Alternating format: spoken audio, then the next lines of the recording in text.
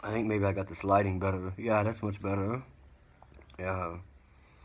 I just want to come live, just kind of to discuss like my last few days. Number one, last few days, my YouTube channel finally hit 1,000. It's the craziest thing because I started that channel 9 years ago, yo, and I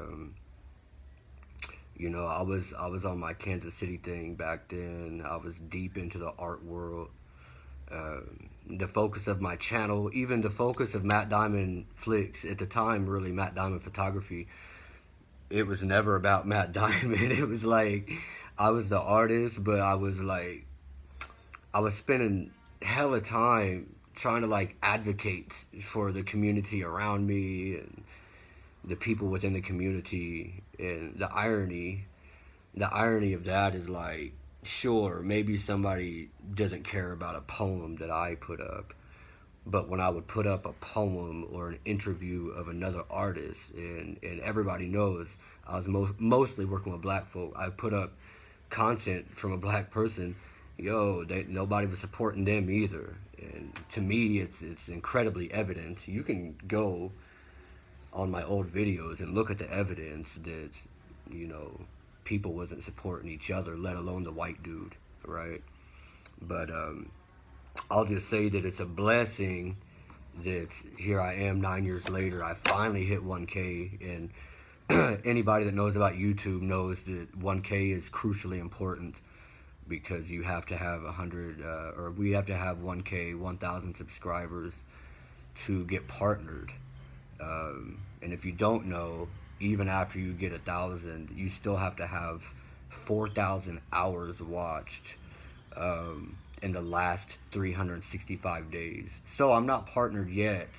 I got to get my hours up, and we're gonna get there for sure. I'm definitely gonna be continuing with like these Kenya culture destination videos when I go places. Um, and I'm gonna continue with the theme of real, local Kenya. Not look at me being bougie in Kenya. Look at me living my best life, being fabulous, drinking cocktails, which isn't even a Kenyan thing. I just want to show like the real daily culture, not the rich stuff and not the poverty stuff, like the everyday average Kenyan culture. But another thing that I have more passion for than that is straight up interview type documentation and journalism. I think it's really crucial to not only have my voice coming out, but to give other people a voice, and definitely to have diverse opinions. But I'm going to really make it a point to give a voice to the diverse opinions that are being censored. You know what I'm saying? So, a big thing I'm working on right now is I want to start doing live interviews with people. And I'm not sure how I'll format it. I might do it here on Facebook. I might do it through another platform. But ultimately, I'll publish them on YouTube. And I've been saying this for a while, as far as what's going on in the world and what's going on in America.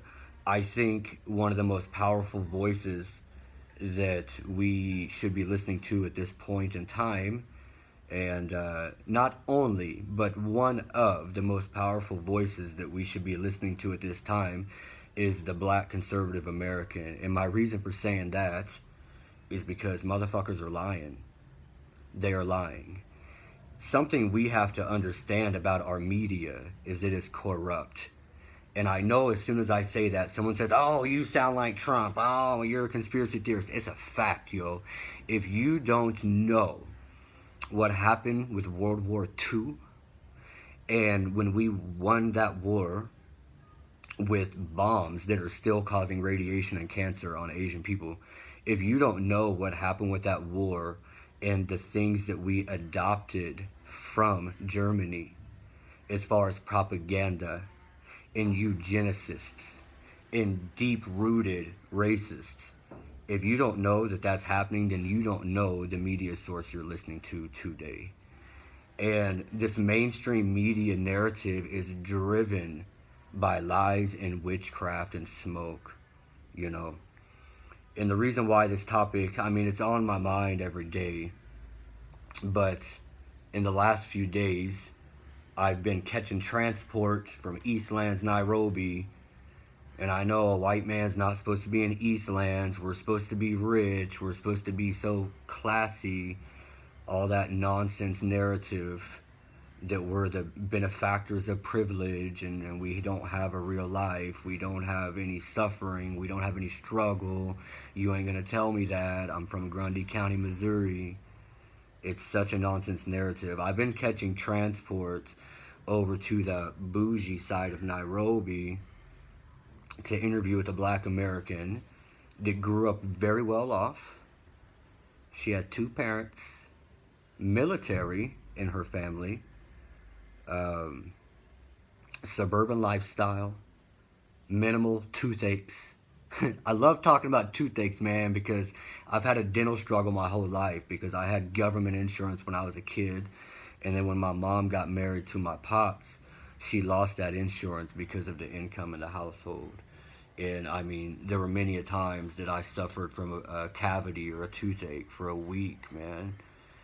And to listen to somebody that has fabulous insurance and great dental, super expensive housing in Africa, living a very privileged life, to listen to a person try to project my white privilege onto me is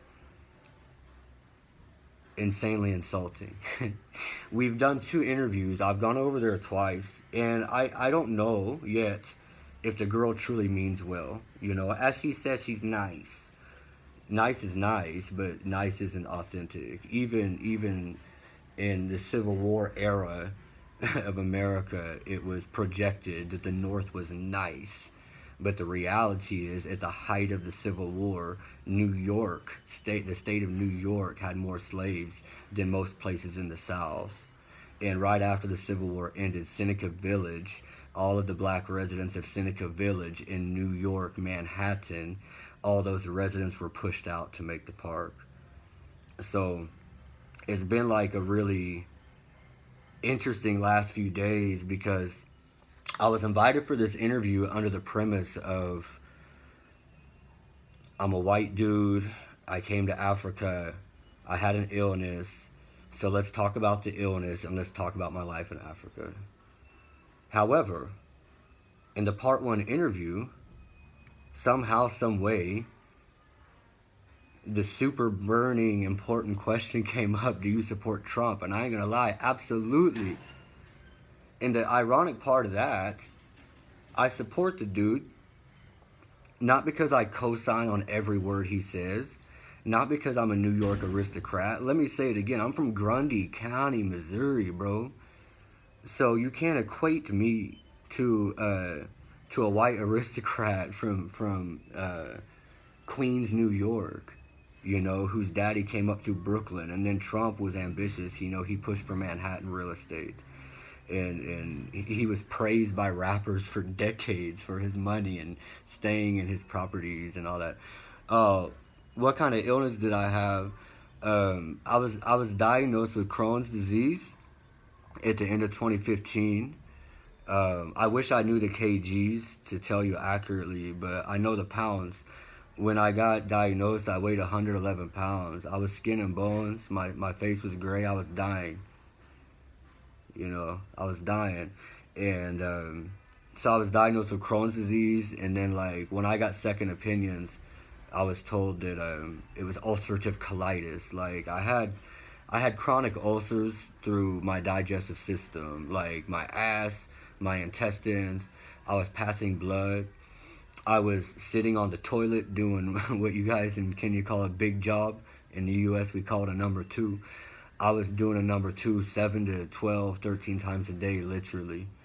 And that's why I came to Kenya, because I was going through the medical treatments through the Veterans Hospital, and it was killing me, yo. Like, I'm going to post a photo soon of the medicine that I brought with me the first time I came to Kenya, because it was prescribed. And I took that medicine throughout my first tour in Kenya. However, that medicine was never working, and they were threatening me with other procedures. So after talking to enough Africans, not just Kenyans, that's why I say Africans, I'm talking to Africans all over the continent. They're like, yo, this pill thing is crazy. America's crazy. Just come over here and eat our local food and you'll feel better. And that's exactly what I did. And I'm like crazy healthier than honestly I've ever been in my life, as far as like putting on weight and keeping on weight. I'm able to go live and I don't have to take a break and run to the toilet. It's a true blessing, you know. So that's the answer to that question for Zipporah. That's a biblical name, by the way. Moses was married to Zipporah. Moses had an African wife. I kind of lost track of where I was before I broke off into answering that question for Zipporah. But let me just say this: I don't know if Brittany in Africa is genuine, and I'm just speaking my mind. I'm not coming live to slander her. She might even see this video if she's gonna look at my channel, you know. But I just don't know if it's genuine, because it's hard for me to listen to anyone. I don't care what color you are or nationality. If you're black, white, Latino, Asian, if you grew up a privileged life with like fabulous insurance, 2-parent home, maybe you got scholarships to college, you got your master's degree, like you have like the epitome of the American dream, and then you try to project white privilege onto me. It's very insulting, because you really shit on like my entire lineage of poverty, you know.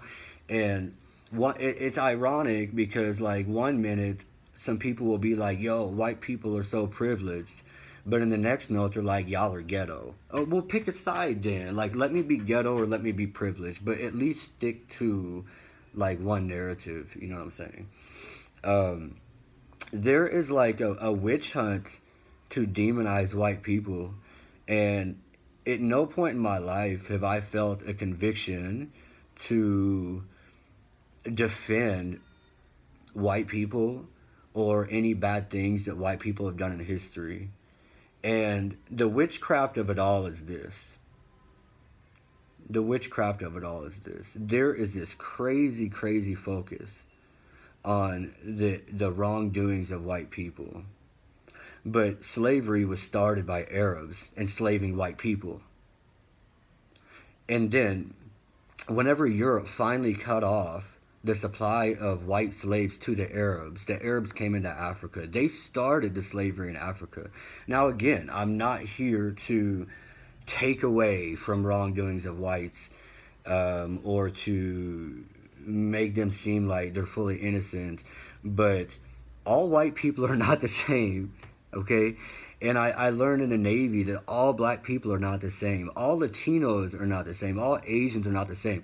So if we're going to keep painting people by their color and pretend that everybody of one color has all the same characteristics and the same background and the same privilege, it's nonsense. That's like pretending that all Kenyans are rich.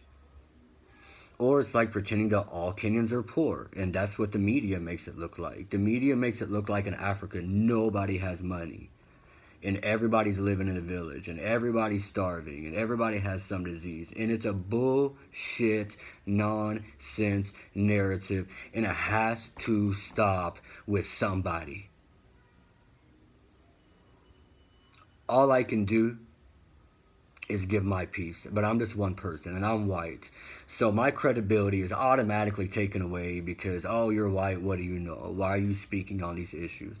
I'm speaking on these issues because right now, the world, I believe, is suffering more than it has ever suffered before. And last night on part 2 with Brittany, she disagreed, but there's never been a time where the world has been shut down the way it's being shut down right now. We got war pending.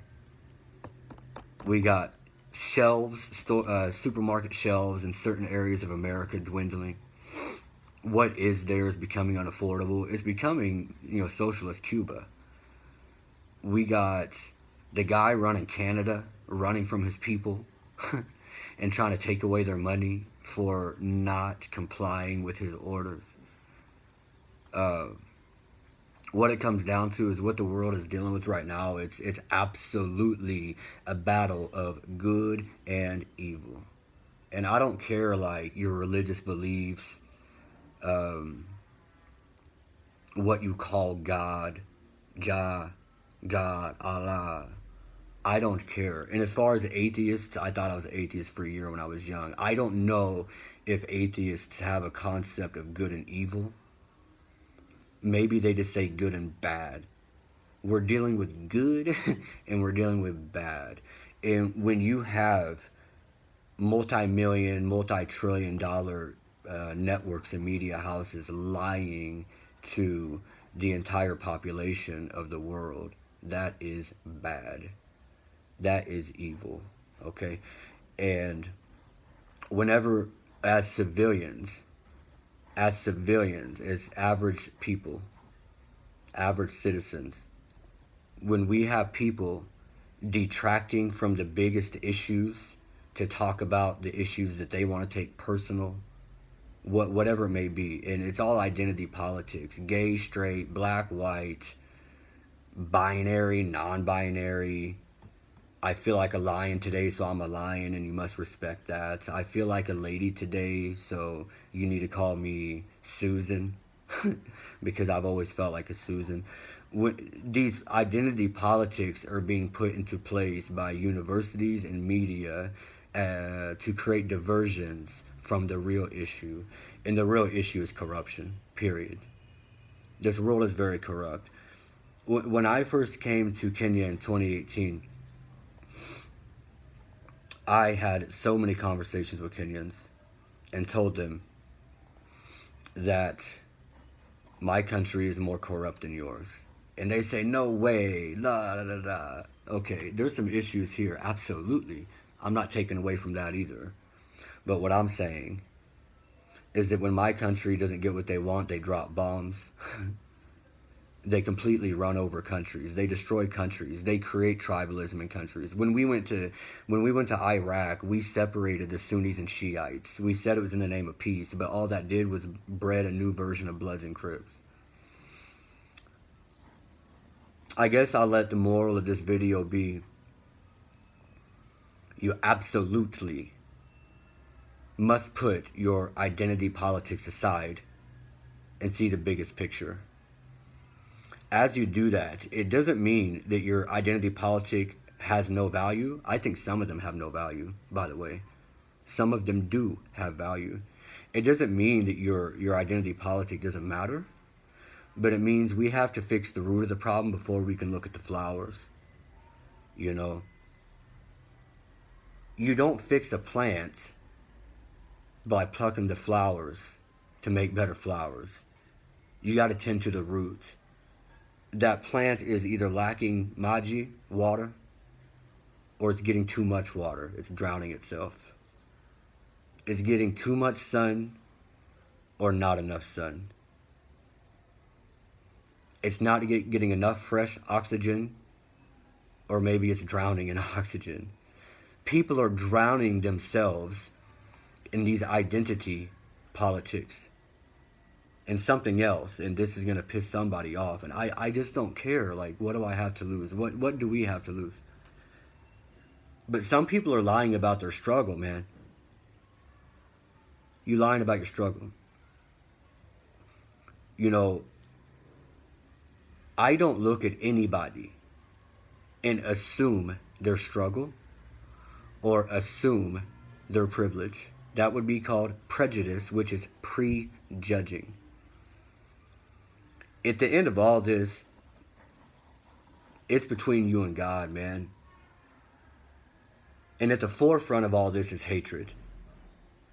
And if your life and your revolution and your wokeness is based in hatred, baseless accusations, bigotry, I used to misuse the word bigot. And someone just misused it on me today continuously on the YouTube comments. And bigotry is being so dedicated to your opinion that you refuse to have a dialogue with somebody else. I'll have a dialogue with you, and I can continue disagreeing with you. But I'm not going to turn to going low and insulting you and dragging you through the mud and insulting your character, you know. The closest I'll come to insulting your character is telling you to open up your eyes and see what's really happening, you know. There's no place for hate, man. I don't care if you're atheist or Muslim or Christian or Buddhist or Hindu, whatever. There's no place for hate in your wokeness. There's just not. Woke is not irrational. It's not hateful. Emotions are valid to a degree.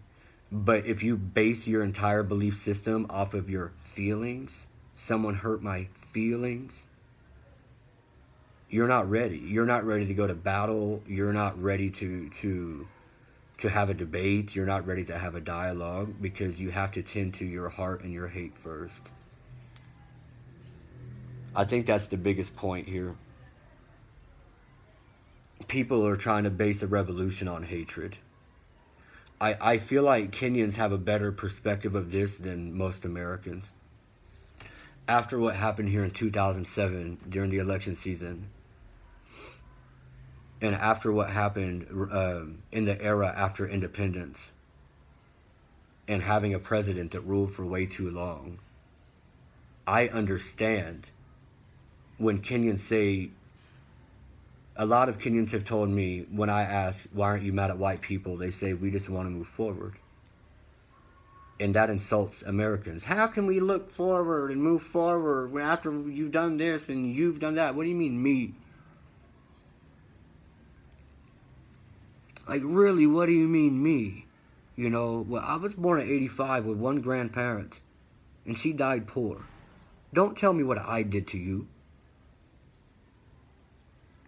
My granddaddy did 9 years in prison, white man, for a murder he didn't commit. Don't tell me what I did to you. And then just a few years after he gets out, his best friend stabs him in the chest, punctures his lung, and he dies in his early 40s. A poor plumber. Don't tell me what I did to you. I know I'm rambling. You know, topics like this, I should probably make an outline, you know? These are really complex things to discuss. But like I said about the plant, you don't fix a sick plant by plucking the flowers. You don't. You tend to the root. That's the problem with the plant. It's all at the root. So, just like I said before, in relation to my illness, I've been saying this for a long time. We can talk about every social issue in the world, every social issue in America, every race, identity, politic issue that you want to discuss. We can address those things. But I was always saying that what are we really talking about if we're eating poisonous food? You know? The only people eating healthy, you know, produce in America are the ones going to farmers markets, you know? And then if you're still going to the supermarket to buy your meat, you're still buying GMO fed meat. So are you toxic or not? The answer is yes. Like, literally toxic. You're literally toxic when you're taking these chemicals and GMOs. And then from that toxic body, you want to dissect other people and accuse other people of their wrongdoings and look past your own personal privileges. So the root of the problem is toxicity, literally and spiritually, nutritionally. And then at the root of the problem in these conversations is the toxicity of hate. At no point in this life is hate going to make you feel better. It's burning you. It's burning you from the inside. And even worse is when you're carrying this hate, but you didn't even feel the struggle. You can't appropriate a struggle from generations ago. You can't. You can be sad about it. You know, you can regard that struggle. You can respect that struggle. You can keep that struggle in mind. You can use that generations ago struggle to motivate you to be great and to be excellent, as people want to say. You can use that as fuel, and it can be discussed. But you can't use that thing to oppress other people and to shut people up. And is completely counterproductive, yo. You know, it's just the truth. It's just the reality. It's where we are right now in this life. And I said on my status the other day, I believe in my core, that the veil of evil that is cast over the world right now is going to be lifted. We are absolutely in a battle of good versus evil. And I can only hope that when that veil is lifted and people see what's really been happening, and they look at themselves and they see how hateful they've been, that they will issue apologies. But you know what? The first thing you have to do is forgive other people. It's just like that hate. If you can't forgive people that have transgressed against you, then you're carrying that on yourself, and it's going to weigh you down forever. You have to forgive people for your own heart.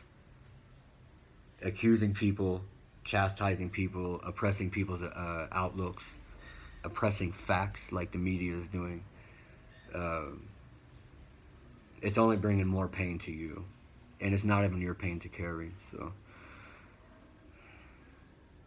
I hope people are paying attention, not to mainstream headlines, but I hope you're actually seeking out alternative sources of information. If you just completely don't want to listen to any big media house because you simply don't trust them, I get it. Look at documentaries. If you think the Mexican-American border issue is a race issue, go look at a documentary and see what's going on. It's a security issue, it's a drug issue, it's a human trafficking issue. The media is misconstruing these things so much that I can understand why it's confusing to try to look to media outlets to get the information. I'll say this too. This is a very important point. Very, very important point. Make note of this. If you don't make note of anything else, make note of this. I stopped following media in 2016. Things were just so crazy. And that's when I was very sick. And during that time is when I started coming to Kenya to try to heal my body. But in 2020, I was seeing a lot of wild things being said by major media outlets. I had seen some of these things being said before on the streets by civilians, by fellow artists, by fellow poets. And it was very flagrant when I was seeing it before. So when I saw mainstream media saying these things, I said, something ain't right, yo. Like where do y'all get this language to be accusing people with certain language? So before I tried to sort the story through the media, the first thing that I did was I said, who owns, on Google, I went to Google. This is where you make notes. I went to Google and I said, who owns this media network? And I Googled so many different mainstream media platforms, from entertainment.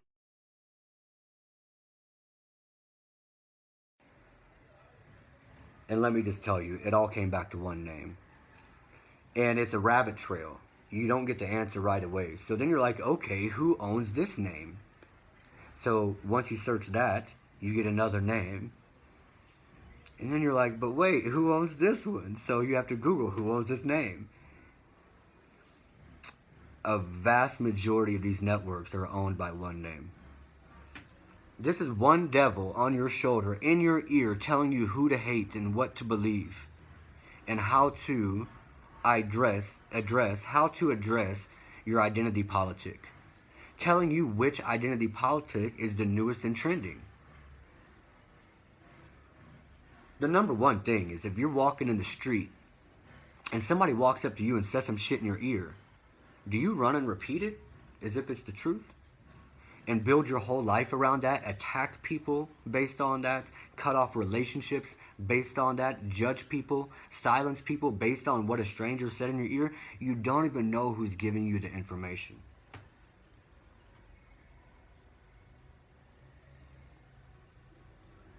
I would like to thank you, Kobia. I would like to do these lives more often.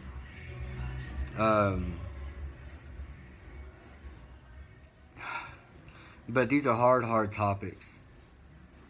And I love to discuss hard topics. I have these conversations every day on the ground. In America, in Kenya, I have these talks with people.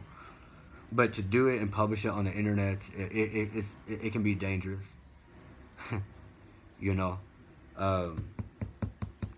The way some people are talking to me by vlogging with a black American who wanted to focus on my support of Donald Trump. The way some people are talking to me, it's I can take the heat, but it's not fun. It's not a good time. You know what I mean? So it's a really wild position to put yourself in. There's a reason why.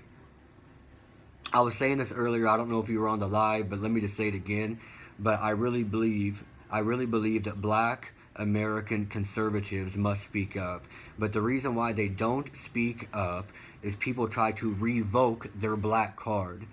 They try to cancel them. They call them coons. They call them Uncle Toms. And this isn't right. If we're going to talk about anti-racism, then why is a black person being silenced? Only because they don't subscribe to the mainstream narrative. And my remaining black friends in America are conservative leaning at this point. And many of us were Obama voters. We voted that guy in 2008. But we paid attention. We didn't subscribe to his blackness. We subscribed to his character. And that's the problem with this hate and this vitriol. People are basing all their opinions on sexuality and color and the words we choose and not using university language. Universities are corrupt just like the media. So these things are not easy to say. For me, as a straight, blue-eyed white man, they say I'm the epitome of privilege. You can't look at my teeth and tell me I grew up privileged. Kiss my white ass, yo. Like, anybody that wants to take my struggles from me is evil. At no point in any of these people conversations is my attempt to take someone's struggle from them. And likewise, nobody can take mine from me. You can't. You don't know what I came from. I'm not here in Kenya to project that I'm the great white hype. I'm not here to impress people by spending everything I got to live in the westy sides of Nairobi. I don't give a damn. I don't even give a damn about Diani or Niali. It means nothing to me. You know. People have to start speaking up. And in the last, I would say, more and more in America. But the thing is, in America, for the rich people, for the affluent, for the Freemasons, this might not even be able to be monetized or be taken down because some of the words I'm using, but for these celebs, a lot of them don't speak up because they're not truly rich. They're under endorsements, they're under contracts, they don't have freedom of speech. We have to understand that. The only ones that can speak their mind are the ones that are wealthy enough to do it. And they're going to be cut off. And if they're black, they're going to be called a coon and an Uncle Tom. People, this is a war. You know, we're in a war of good and evil. Not black and white. We're in a war between truth and corruption. And people have to be prepared to take bullets. And at this time in history, the bullets are verbal. The bullets are spiritual. The bullets are racism. It's not just a physical bullet. Like, we're not on a physical battlefield firing weapons at each other. Or we're firing our tongues at each other. It's like the serpent, man. You know? I know this. Like, I'm a very flawed creature. I do bad things. You know? I am far from a saint. But seeing the caliber of this evil and how far they're willing to take it to push an agenda onto society, to create a global society where they can shut you down for not complying. They silence you for non-compliance. The more I see the strength of this evil I feel the closer it brings me to God and having faith. And I'm not talking about God, a guy in the sky, or a woman in the sky. It's so fun to say God's a woman or whatever. Again, we're going into identity politics when people start doing that.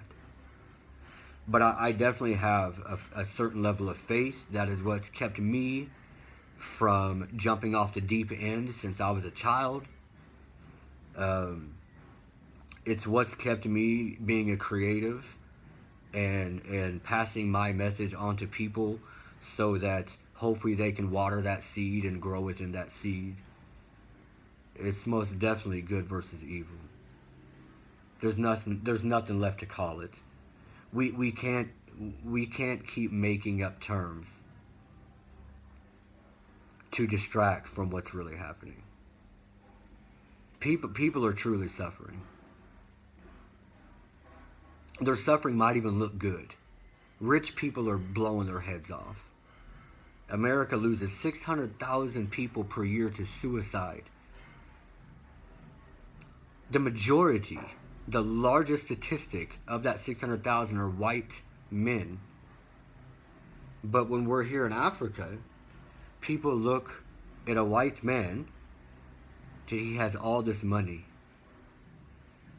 So is money happiness? And is that stereotype true that we have all this money?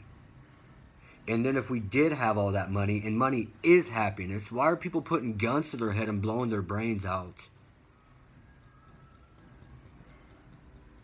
People are suffering everywhere, and it's getting worse, and it's getting worse, and it's getting worse.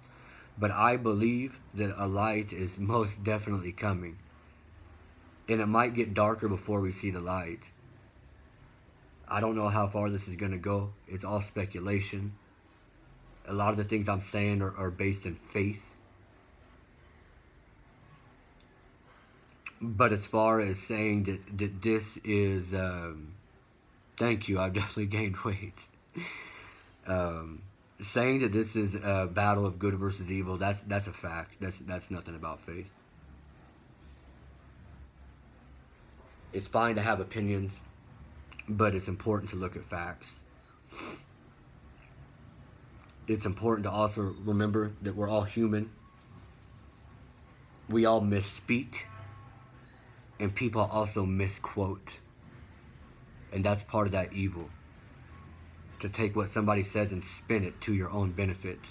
It's selfish, it's bratty, it's stingy, it's evil, it's wrong. You don't have that right.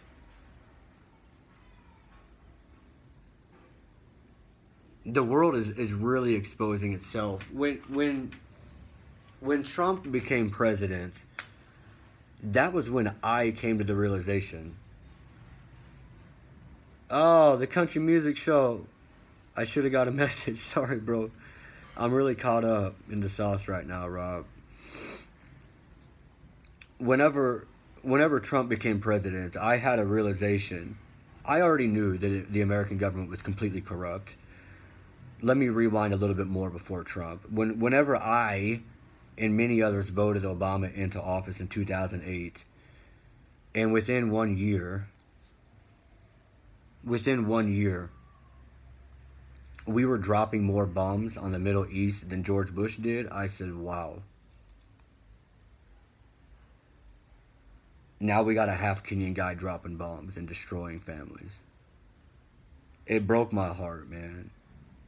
It was the biggest letdown. And it was at that moment that I realized that certain political party also, notice I said also, I'm not saying just one party's good, one party's bad. It's both garbage. But that was when I realized that political party also gave no damns about nobody, or we wouldn't be killing innocent people and sending our own citizens off to die for faulty conflicts. And look at Afghanistan now. You know, look at Iraq now. Look at these countries now trying to rebuild themselves. So it was during that era, like 2009, that I had come to the realization and complete acceptance that our government was fully corrupt. So, 2016, when Trump became president, that was when I came to the realization that as corrupt as governments may be, and as much as we focus on them as being the problem for all of our problems, people, common people, your neighbor, your bestie, your cousin, your parents perhaps, are corrupt too. So everybody needs to tend to their own hearts. Tend to your gossip, tend to your witchcraft, tend to your context twisting, tend to your misquotations, tend to your envy, tend to your hatred. It only speaks for you.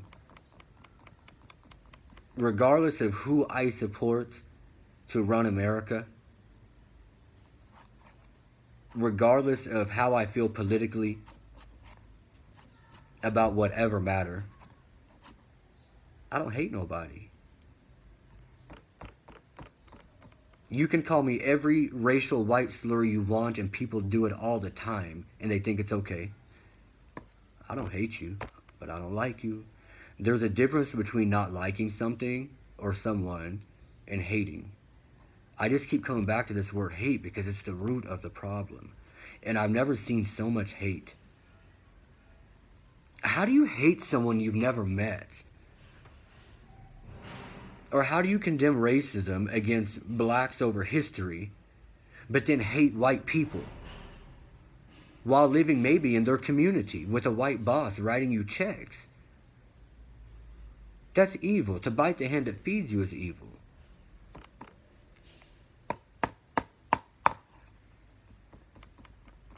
Like I said, I would like to do these conversations as interviews. I don't want to be the only one talking. I want it to be an exchange. And if anyone wants to join in on these things, you're very welcome.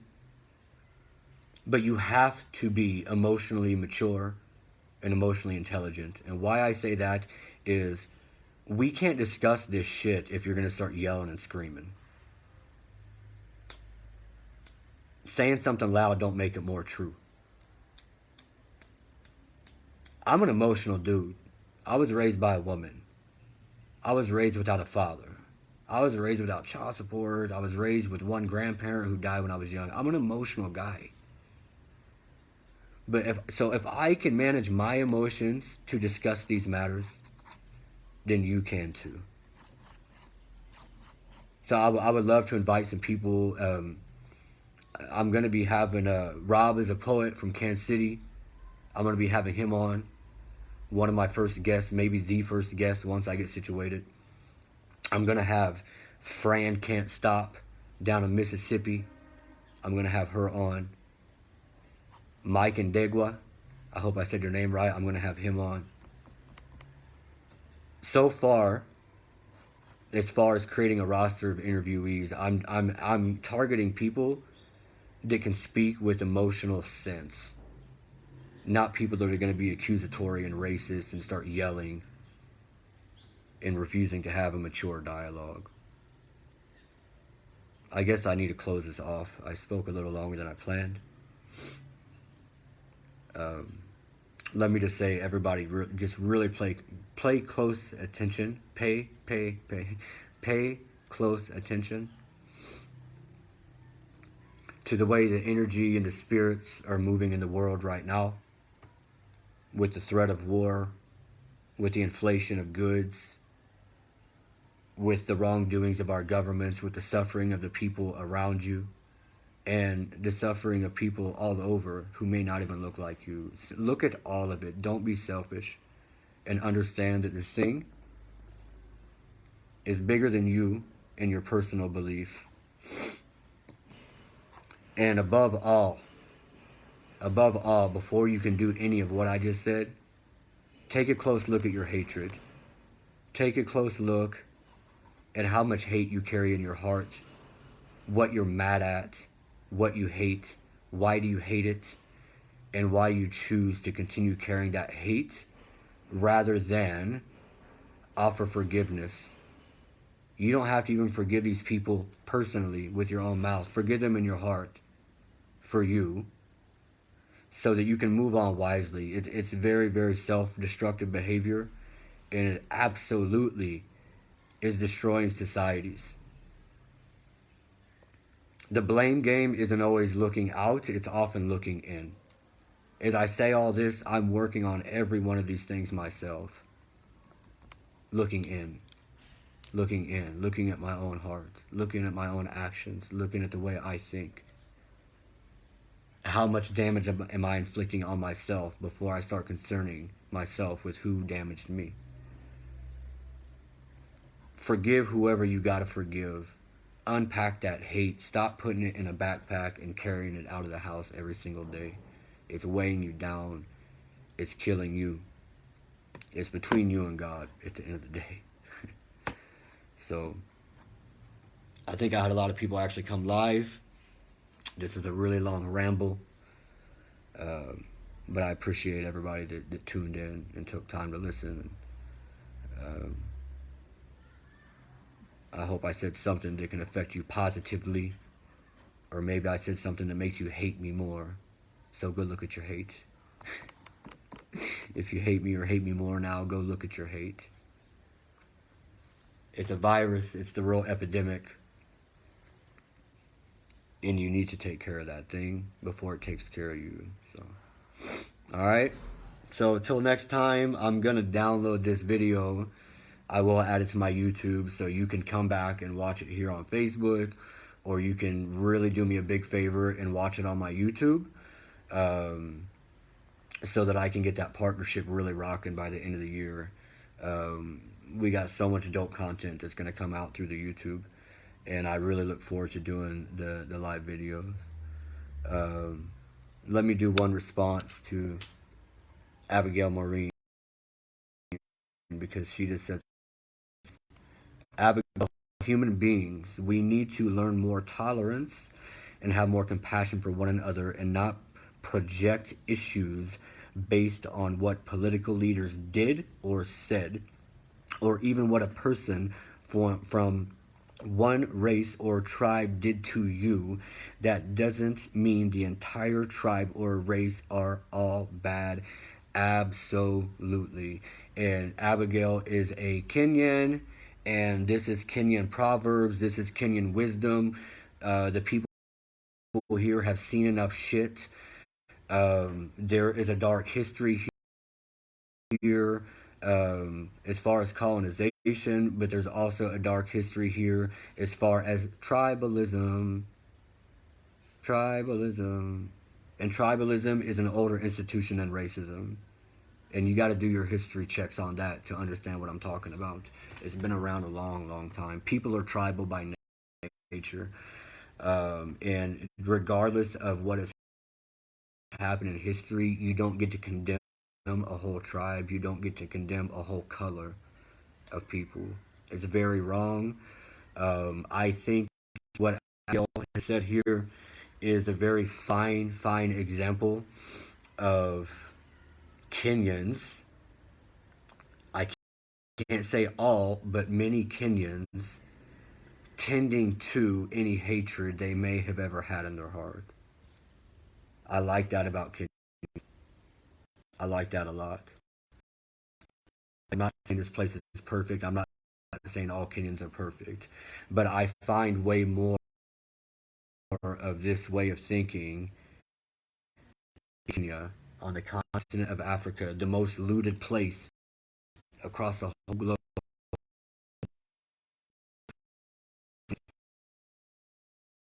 I find this art and way of thinking here way more than I find in the West. And I really admire you guys for having me in your country. Is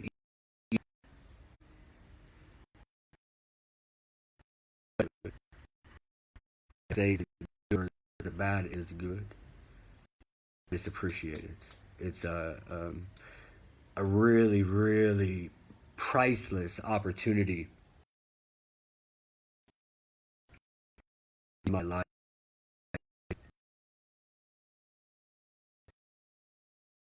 Have a really peaceful place.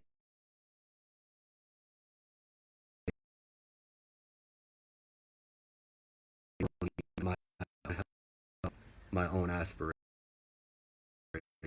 So I love you guys.